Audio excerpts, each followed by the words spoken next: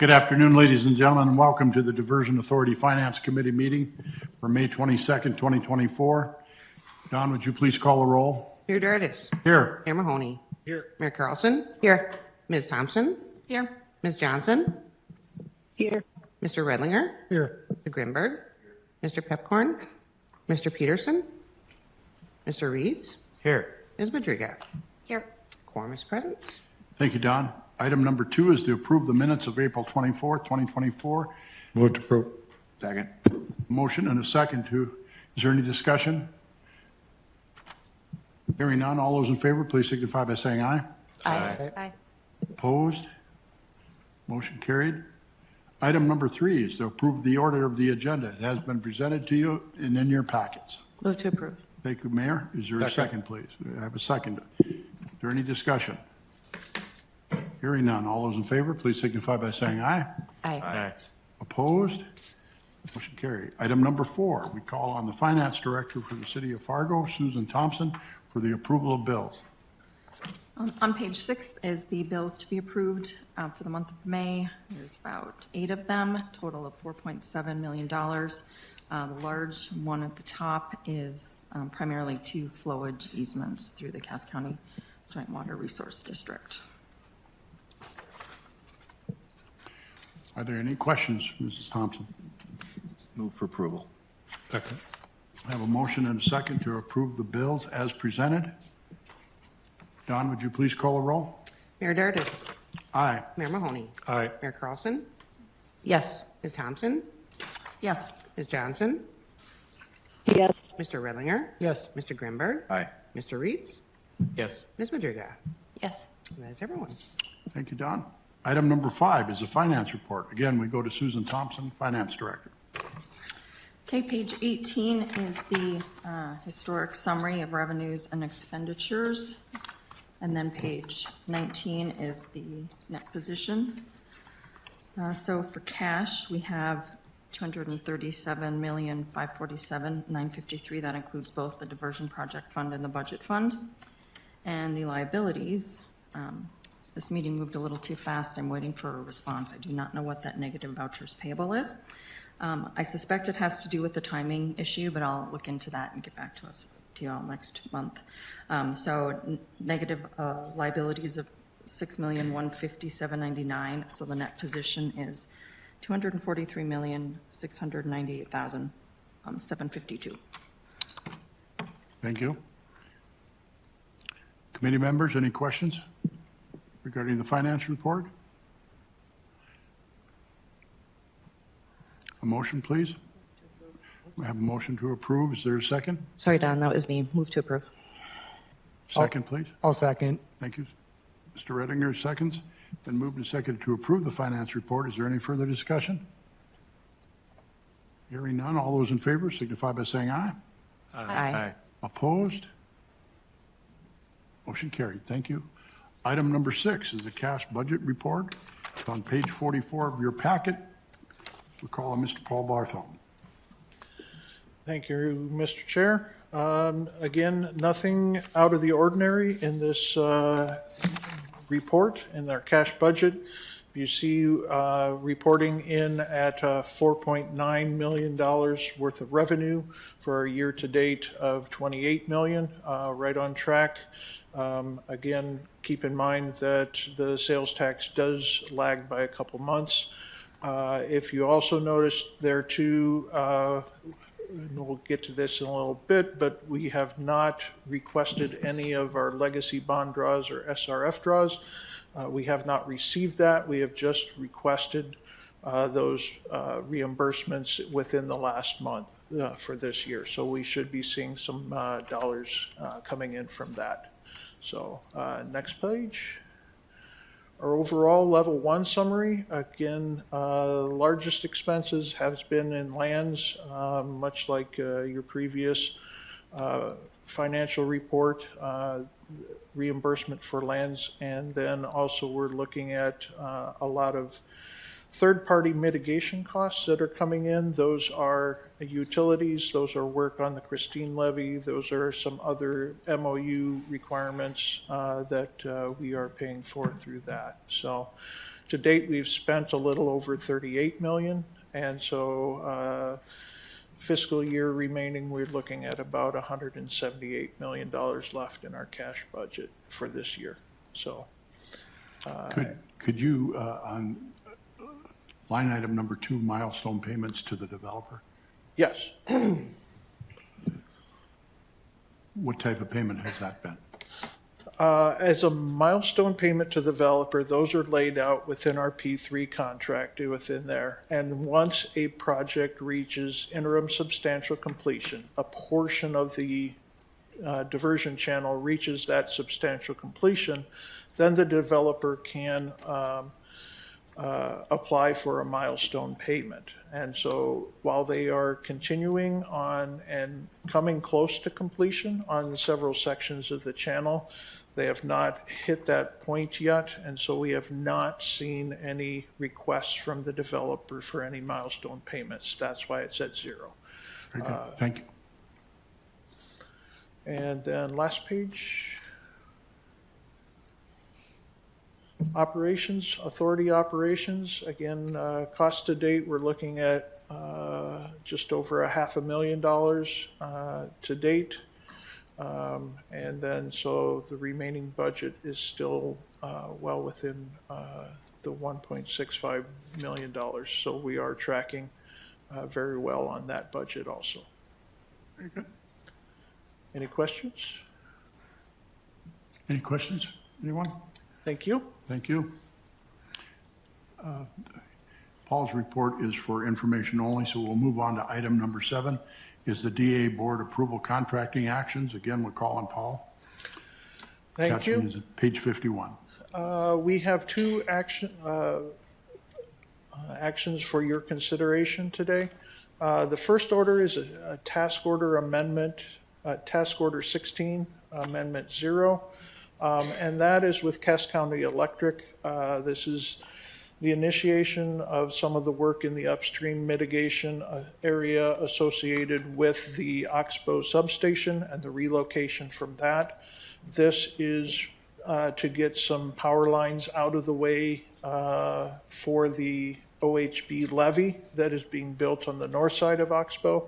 So this is the removal of the overhead lines and replacing them with about 2 miles of underground power lines at that location for about $556,000. Would you like explanation or consider them both at one time? I can continue on? Please Okay, do. thank you. The second one is a change order for our work package 47C, which is working with Cass Rural Water off of County Road 16, just south of the southern embankment. There we are drilling test holes and wells to help mitigate that plant that is down there. The original estimate, we've completed the test holes and test wells, and the original estimate was estimated the casing to a certain depth. With these test holes, we've realized that we actually need to go a little deeper. And so this change order is to cover that additional cost for the deeper wells, deeper than anticipated in the original estimate. And so it's because of the additional depth, we also have to go to a thicker casing material, which also adds some additional costs. So this is just to cover the cost of that additional material and additional depth. Thank you. Move to approve both task orders. Is there any questions for Paul first? I realize we have a motion, but is there any questions? We have a motion by Mayor Mahoney, and we have a second by Commissioner Grinberg. Is there any further discussion? Don, would you please call the roll? Mayor Dardis. Yes. Mayor Mahoney. Aye. Mayor Carlson. Yes. Ms. Thompson. Yes. Ms. Johnson. Yes. Mr. Redlinger. Yes. Mr. Grimberg. Aye. Mr. Peterson. Yes. Mr. Reitz. Yes. Ms. Madriga. Yes. And that is everyone. Thank you, Don. Item number 8 is other business. We have 3A, B, and C. Paul, would you please take those? I would gladly take A, but I would defer B and C to Jody Smith for item B and John Shockley for item C. So item A is work package 52A is a graveling resurfacing around various areas around Pleasant Township and Stanley Township. These areas are going to be impacted significantly by the core work, and so the authority put out for bid to provide gravel and to resurface some of the roadways in anticipation of additional traffic on those roadways. We received 3 bids. The lowest bid was by Industrial Builders for $479,655. Engineer's estimate was $459,000, so the IBI's bid was just over 4% above, which does fall within our contingency amount that was included in the budget for this. So it is within budget.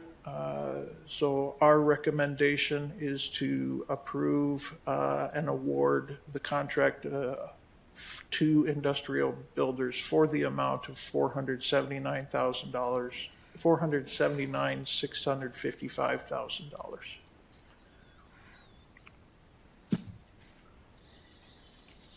So does the Finance Committee want to continue on? Do we want to take each of these items separately? What's your pleasure? Probably a little different, each one of them, so move to approve. Okay, I would agree, second. I'm sorry. I would agree with taking them separately, and then I seconded Mayor Mahoney's All right, motion. item number 1 then, WP 5-2A, bid award for $479,655. Do we have a motion? So move. Second. There is a second. Motion and a second. Don, would you please call the roll? Mayor Dardis. Yes. Mayor Mahoney. Aye. Mayor Carlson. Yes. Ms. Thompson. Yes. Ms. Johnson. Yes. Mr. Redlinger. Yes. Mr. Grimberg. Aye. Mr. Peterson. Yes. Mr. Reeds. Yes. Ms. Madriga. Yes. And that is everyone. Thank you. Item B is a land budget reallocation. Again, we call on Jody Smith. Yes. So on this first page, you can see where our current budget is. And after some significant closures and property acquisitions, we decided to reevaluate where the lands budget was at. On the next slide, I'll pay you go to the next one. You can see where the adjustments were at. Anything that is yellow, we adjusted upwards. Anything that's green, we adjusted downwards. So starting at the top, the diversion channel and associated infrastructure. If those of you who participate in the MFDA board meetings, you'll note the map that's typically up there. We only have one property owner that we have left to acquire. We have reached a settlement with them. We're just waiting for legal to work through closings with their legal counsel.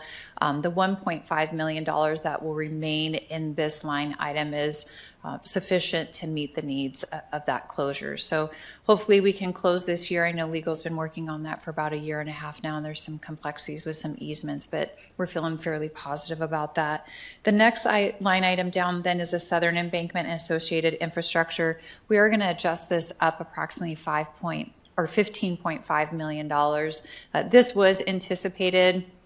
We recognized this some time ago that we were going to need to pull some of the funds from the diversion channel down to the Southern Embankment line. A lot of those adjustments were coming in on SE2B, SE3, SE4, and 5. When the original budget was made, the inflation and the rise in cost of property was accounted for, but not quite enough. Again, we had plenty of funds up in the diversion channel to pull that down. When we look down at the mitigation associated infrastructure, we're just going to increase this to approximately $1.8 million. We just have a couple more properties to close. Again, we've already settled with them. We're just waiting for that closure to happen, and I'm anticipating that closure will happen in the next 30 days. So by the end of July, we should be able to come back, reevaluate this, and if we need to make some additional shifts, we can. And then the remaining funds were put down in the Work Package 38, which is our UMA area. We are increasing this by $22 million. I do anticipate that we will need all of the $22 million to meet the full land acquisitions. Overall, we're not adjusting the lands budget. We'll just be kind of shifting some of the funds between the line items. So open any questions that you might have. Questions, anyone? So you're saying you're making these adjustments, but we're still within budget? That is correct, Mayor. And will I have any money left from budget? No, sir. Sorry. Don't be that optimistic. Yeah, Do $8. Recreational, but I guess Yeah. I'll have to wait on that. Not enough for a Starbucks, Are so. there any less annoying questions? Excuse me. Had a little frog in my throat. Thank you. Again, we're going to take these separately, so what's your pleasure? Great work. Move to approve. Thank you. Second. Mayor Mahoney moves. Commissioner Grinberg seconds. Been moved and seconded. Is there any further discussion? Don, would you please call the roll? Mayor Dardis. Yes. Mayor Mahoney. Aye. Mayor Carlson. Yes. Ms. Thompson. Yes. Ms. Johnson.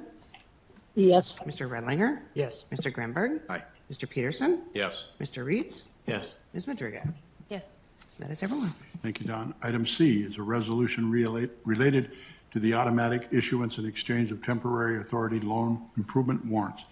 Mr. Shockley. Thank you, Mr. Chair, members of the Finance Committee. This is a matter in which relates to the overall project financing.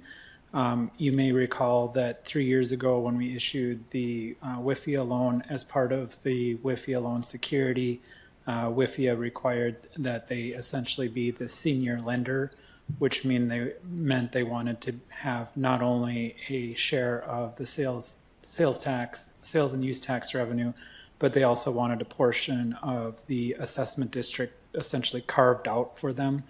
And so as part of that negotiations, we carved out $90 million, and that amount comes from a percentage of the WIFIA loan along with the SRF loans that were issued.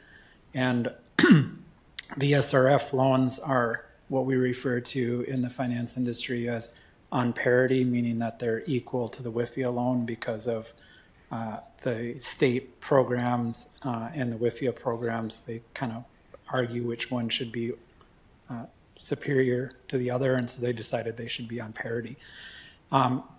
3 years ago, we issued temporary warrants for the authority loan portion of it. 3 years has since transpired. Under North Dakota law, the maturity of temporary warrants is a maximum of 3 years. And so the resolution that was approved by approving the WIFIA loan by the Cass County Joint Water Resource District included a provision that would automatically renew the temporary authority loan warrants. And so this is just consenting to the Cass County Joint Board renewing those temporary improvement warrants. In 3 years, fingers crossed that we reach substantial completion, you'll be converting these into definitive improvement warrants. So can answer any questions, but Questions for Mr. Shockley? No. Thank you. Move to approve. Thank you, Mayor. Is there a second, please? Second. Second by Commissioner Peterson.